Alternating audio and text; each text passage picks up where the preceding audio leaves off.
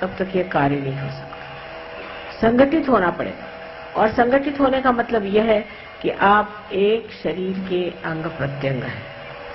एक सहयोगी को दूसरे सहयोगी से कभी भी विलग समझना नहीं चाहिए। जैसे कि मैं देखती हूँ कि शुरुआत में सहयोगी, जो इंसान सहयोगी नहीं है उसके ओर ज्यादा मुड़ता है बनिस्बत उसकी ओर जो सहयोगी है। तो पहली तो बात ये होनी चाहिए कि जो हमारे दूसरे भाई बहन माने सहयोगी हैं उनके आगे बाकी सब पराए हैं। कोई कुछ भी बात कहे उनके साथ हमको किसी तरह से भी एक मत नहीं होना, क्योंकि वो चक्कर में आपको डाल देंगे और आपके अंदर फूट पड़ जाएगी। इस आसुरी विद्या से अगर बचना है तो आपको ये समझ लेना चाहिए कि आप योगी जन हैं और आप परमात्मा के साम्राज्य में हैं। हर आसुरी विद्या का एक एक एजेंट है, समझ लीजिए, वो आपको खींचना चाहता है कि आप इस विद्या से हट जाए और उनकी विद्या में आ जाए। और उनकी चालाकियां इतनी सुंदर हैं कि आपकी समझ में नहीं आएगी। इसलिए पहली चीज एक है नियम कि हम सहयोगी सहयोगियों के विरोध बन जाए और कोई ग्रुप हम नहीं बनाए। अगर कहीं ग्रुप जरा सा भी बनने लग जाता है सहयोग का तो उसको मैं तोड़ देती, और ऐसा तोड़ा है। अब जैसे ग्रुप बन गए, दिल्ली वाले हो गए, फिर दिल्ली में कोई हो गए, तो जैसे करोल बाग के हो गए, तो कोई कहीं के हो गए, बम्बई वाले हो गए, तो बम्बई वाले उनमें भी अब ये कोई नागपाड़ा के हो गए, तो कोई दादर के हो गए, तो कोई कहाँ के हो गए। अब करते करते फिर आप ऐसी छोटी जगह में पहुंच जाएंगे जहां सिर्फ आप अकेले बैठे रहेंगे और आप कहेंगे कि सहयोगी कहाँ गए।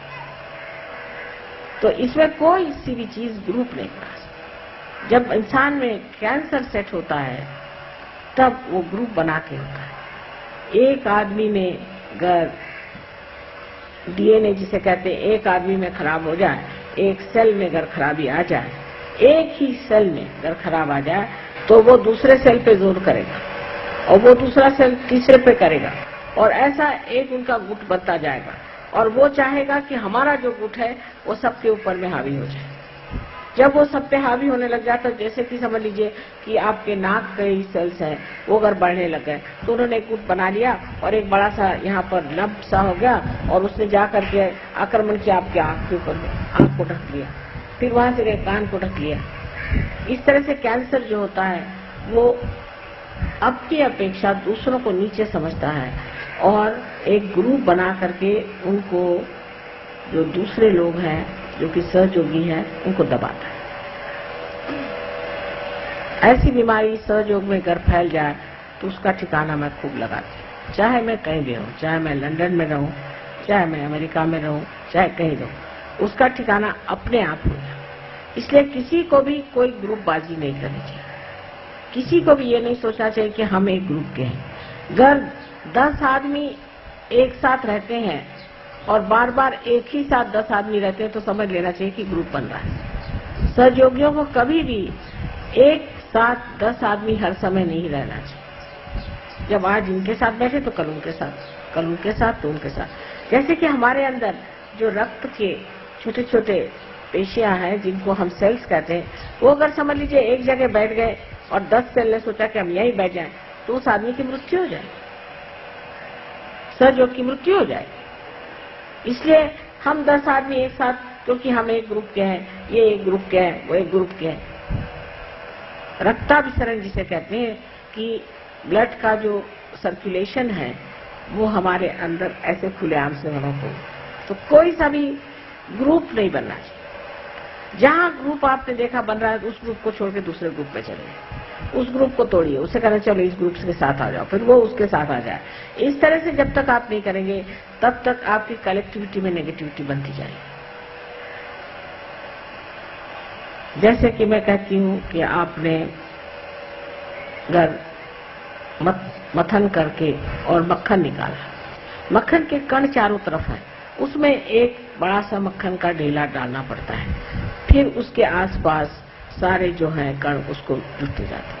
पर 4, 5, 6 कण मिलकर के अलग से अगर बैठ जाए तो जिसने मथा है वो कहता है जाने दीजिए, बेकारी है, तो मक्खन बेकारी है, छोड़ दीजिए, जो बड़ा है उसको उठा लीजिए। तो सबको मिल मिल करके एक बड़ा सा मक्खन का जैसा स्वरूप है, इसी तरह से आपको भी एक बड़ा सा रूप बनना चाहिए। करते करते फिर एक बड़े सागर में विलीन हो जाना चाहिए। तो एक बूंद को अगर आपको सागर में विलीन करना है तो आप 4-5 बूंद बना के सिर्फ बबूले बनाइएगा। जो भी इस तरह से कार्य करता है बबूला बना लेता है, और वो बबूले आप जानते हैं कि 2 मिनट के लिए आते हैं और नष्ट हो जाते हैं, अपने आप ही प्रकृति से ही होते हैं, उसको कोई करने की जरूरत नहीं। इसलिए कोई सा भी ग्रुप आपको बनाना नहीं, सबके साथ एक जैसा मिलना जुलना, सबको एक साथ जाना, सबसे एक साथ प्रेम रखना और सबको एक साथ समझने की कोशिश करना। एक दूसरों को किसी भी तरह से आपको क्रिटिसाइज कभी नहीं करना चाहिए। आप आपस में भाई बहन नहीं हैं, लेकिन आप मेरे शरीर के अंग प्रत्यंग हैं। कल समझ लीजिए मेरी एक उंगली ने दूसरी उंगली को क्रिटिसाइज कर दिया तो क्या फायदा होगा? इससे तो नुकसान ही होने वाला। इसलिए ठीक यही है कि मनुष्य को क्या हो गया, बैठ तो जाइए। इसलिए बहुत उचित यही बात है कि हम लोगों को ये सोचना चाहिए कि अब हम मनुष्य नहीं, हम अति मानव हैं, और अति मानव की जो स्थिति है उसमें हमें सब दूर घूम फिर करके और अपना चित्त परमात्मा की ओर रखना चाहिए। ये बड़ी भारी एक कठिनाई आ जाती है सहयोग में शुरुआत में, जबकि कलेक्टिविटी आदमी पता नहीं क्यों तोड़ देता है। ये भी एक आसुरी विद्या है जहाँ कलेक्टिविटी टूट जाती है। अब जैसे हम कहें कि बंबई में ये काम कम है, पर दिल्ली में अब भी नहीं, और कलकत्ते का मुझे अभी मालूम नहीं हाल, लेकिन मैं यही कहूंगी कि ये बीमारियां फैलने मत दीजिए। आप लोग सब मेरे बेटे